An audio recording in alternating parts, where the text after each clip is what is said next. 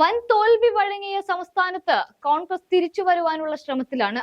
തോൽവി ഏറ്റുവാങ്ങാൻ കാരണക്കാരായ നേതാക്കളെ പുറത്തേക്ക് മാറ്റി പകരം പുതുമുഖങ്ങൾക്ക് അവസരം നൽകിയാണ് കോൺഗ്രസ് തിരിച്ചുവരവിന് ശ്രമിക്കുന്നത്. ഭരണത്തിലേറുമെന്ന് കോൺഗ്രസ് ഉറച്ചു വിശ്വസിച്ച സംസ്ഥാനമായിരുന്നു മധ്യപ്രദേശ്. എന്നാൽ ഏറ്റവും വലിയ തോൽവിയാണ് മധ്യപ്രദേശ് പാർട്ടിക്ക് സംഭവിച്ചിരിക്കുന്നത്. ഭരണവിരുദ്ധ വികാരം അലയടിച്ച മധ്യപ്രദേശിൽ അത് പക്ഷേ മുതലാക്കാൻ കോൺഗ്രസ് പാർട്ടിക്ക് സാധിച്ചില്ല. പകരം തീവ്ര ഹിന്ദുത്വത്തിന്റെ വക്താക്കളാകുവാനാണ് കമൽനാഥ് ശ്രമിച്ചത്. അതിന് ലഭിച്ചതാകട്ടെ ചരിത്രത്തിലെ തന്നെ ഏറ്റവും വലിയ തോൽവിയുമാണ്. ഇതിനു പുറമെ ഇന്ത്യ മുന്നണിയിലെ നേതാക്കളെ പടിക്ക് പുറത്തു നിർത്തിയുള്ള തന്ത്രവും അവിടെ ഏറ്റില്ല എന്നതും കാണാം.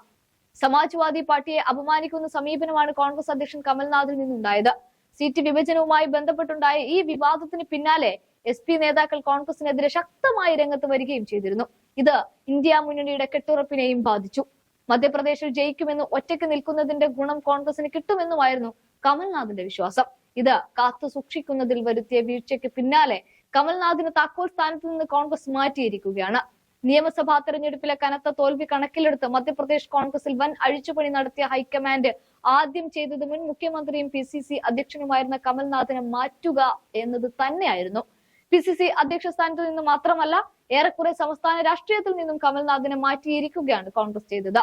PCC അധ്യക്ഷ സ്ഥാനത്ത് നിന്നും മാറ്റിയതിനൊപ്പം തന്നെ പ്രതിപക്ഷ നേതൃസ്ഥാനവും നൽകാത്തത് ഇതിന്റെ തെളിവായി കാണാൻ സാധിക്കും. ജിത്തു പട്വാരിയാണ് പുതിയ PCC അധ്യക്ഷനായി നിയമിച്ചിരിക്കുന്നത്.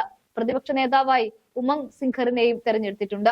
ഹേമന്ത് കടാരയാകും മധ്യപ്രദേശിലെ പ്രതിപക്ഷ ഉപനേതാവ് എന്നും പറയുന്നുണ്ട്. AICC ജനറൽ സെക്രട്ടറി KC വേണുഗോപാലാണ് മധ്യപ്രദേശിലെ കോൺഗ്രസിലെ മാറ്റം സംബന്ധിച്ചുള്ള അറിയിപ്പ് പുറത്തിറക്കിയത്. നിയമസഭാ തെരഞ്ഞെടുപ്പിലെ കനത്ത തോൽവിക്ക് പിന്നാലെ തന്നെ കമൽനാഥിന്റെ സ്ഥാനം തെറിക്കുമെന്ന് ഉറപ്പായിരുന്നു. കോൺഗ്രസ് അധ്യക്ഷൻ മല്ലികാർജുൻ ഖാർഗെയും ഹൈക്കമാൻഡും ഇത് സംബന്ധിച്ച സൂചനകളും തന്നിരുന്നു. ഇതിന് പിന്നാലെയാണ് തീരുമാനം എടുത്തത്. PCC അധ്യക്ഷ സ്ഥാനം തെറിച്ചതോടെ വർഷങ്ങളായി കോൺഗ്രസിന്റെ അമരത്ത് നിന്ന് മധ്യപ്രദേശിലെ മുഖമായി മാറിയ കമൽനാഥിന്റെ രാഷ്ട്രീയ ജീവിതവും ഏറെക്കുറെ അവസാനിച്ചു കഴിഞ്ഞതായി ഈ അവസരത്തിൽ പറയാൻ സാധിക്കും.